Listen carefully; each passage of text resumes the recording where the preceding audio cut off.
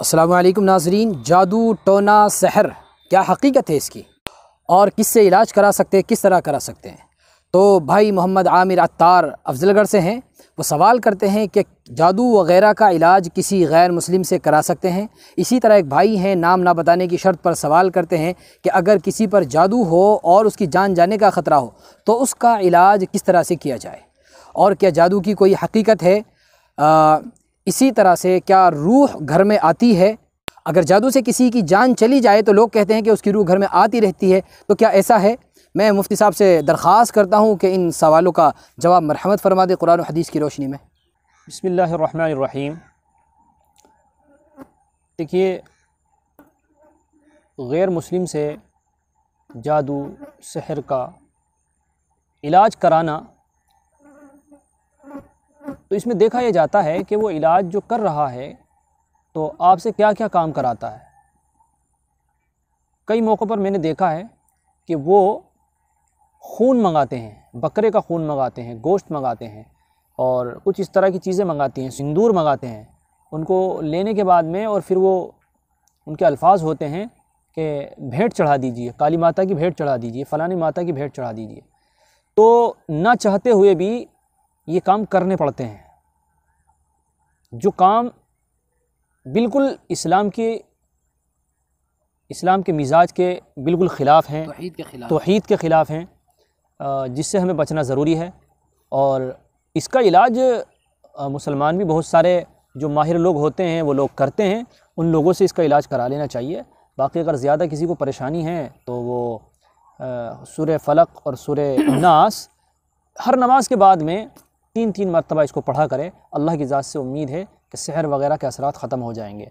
और भी हमारे बुज़ुर्गान दीन ने किताबों के अंदर अमल लिखे हैं, लिहाजा गैर मुस्लिमों के पास जाकर के अमल करा कर के और अपने सहर का तोड़ कराना ये ठीक नहीं है, क्योंकि बिल्कुल 99% शिर्क में मुब्तला होने के चांसेस होते हैं। अलबत्ता अगर किसी को यकीन है कि मुझे कोई ऐसा काम नहीं करना है, जो पढ़ाई करनी है, जो कुछ करना है सब उसको करना है, मुझे कोई इसमें कुछ नहीं करना है, सिर्फ़ कुछ मुझे तो रकम उसकी उजरत वग़ैरह देनी है, तो फिर गुंजाइश मालूम होती है। लेकिन ऐसा नहीं होता है, कहीं ना कहीं कुछ ना कुछ बंदे का दखल ज़रूर होता है और उसे कुछ ना कुछ ज़रूर करना पड़ता है। तो इसलिए गैर मुस्लिम से, गैर ईमान वाले से इलाज करने से बचना बिल्कुल ज़रूरी है, वरना ईमान जाने का ख़तरा है।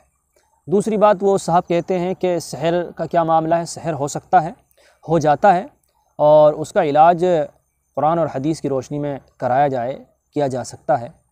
और जो वो कहते हैं कि अगर कोई सहर से मर जाए या रूहें घर में आती हैं, ये बात बिल्कुल इस्लाम के ख़िलाफ़ है, शरीयत के ख़िलाफ़ है। रूहें घरों में नहीं आती हैं। अच्छा मुफ्ती साहब, एक बात और बहुत ज़्यादा चलती है, किसी के यहाँ कुछ पैसे या सामान चोरी हो जाए तो कुछ आमिल इस तरह के हैं, वो कहते हैं कि हम बता देंगे, चोर का नाम, चोर का पता हम बता देंगे। तो इसकी क्या हकीकत है? क्या ऐसा है? क्या वाकई वो चोर का नाम बता सकते हैं? क्या वाकई उनको चोरी करने वाले का पता चल जाता है? अगर है तो बताएं आप। नहीं, देखिए मौलाना, ये इसमें धोखा ज़्यादा दिया जाता है और बस बातों से कुछ बात लगा करके, कभी अटकल से बात बता करके पता निकाल लिया जाता है। और ऐसा होता है कि जब इंसान इस काम में लगा हुआ होता है तो वो माहिर हो जाता है कि किस तरीके से बातें निकाली जा सकती हैं, तो उनका तुक्का कभी कभी फिट भी हो जाता है। अगर वो लोग इतने माहिर हैं निकालने वाले, तो हर थाने के अंदर एक तावीज़ करने वाले को, और कोतवाली के अंदर और ज़िला थानों के अंदर इन्हीं को ला करके बिठा लिया जाए, पुलिस अपना आराम से बैठेगी, ये अपना चोरी के कैसे सारी यही सोल्व करेंगे, किसने चोरी की है, कहाँ किया है। तो ये सब धोखेबाज होते हैं, ऐसे कोई किसी का पता नहीं बता सकता है। बहुत कम चांसेस ऐसे होते हैं तुक्के फिट बैठ जाते हैं, वरना कोई अमल करके बता दे कि उसने निकाला है, उसने निकाला, ये बिल्कुल गलत है। लोगों को मेरी समझ में बात नहीं आती, लोग कैसे यकीन कर लेते हैं। दरअसल घर में क्या होता है, घर में कुछ लोगों पे शक होता है जिनसे अनबन बनी हुई होती है, तो बस दिमाग में ही रहती है इसने चुराया है, इसने चुराया है, लिहाजा चलो उनसे पता करो, तावीज़ वालों से पता करो।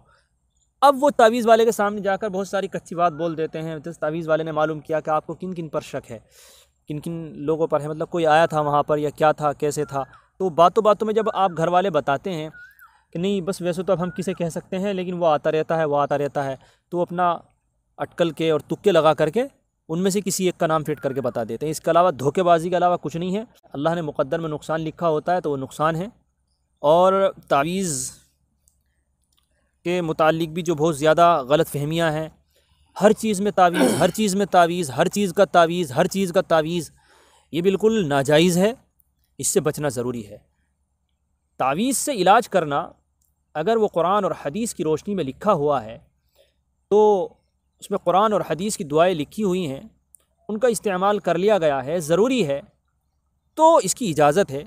लेकिन पेट में दर्द, पैर में दर्द, सर में दर्द, कारोबार नहीं चलना, फला नहीं चलना, रिश्ते नहीं हो रहे हैं और किसी ने हंडिया बांध दी है और किसी ने यूँ कर दिया है और वो कर दिया है, इसमें तावीज़ होने, ऐसा कुछ भी नहीं होता है। ये सिर्फ धोखेबाजी ज़्यादा होती है। ये अपना एक थोड़ा सा दिमाग जो है, सोचने की क़ुव्वत जो है, इसको बदलना पड़ेगा और अपने अक़ीदे को मजबूत बनाना पड़ेगा कि इन चीज़ों से कुछ नहीं होता है।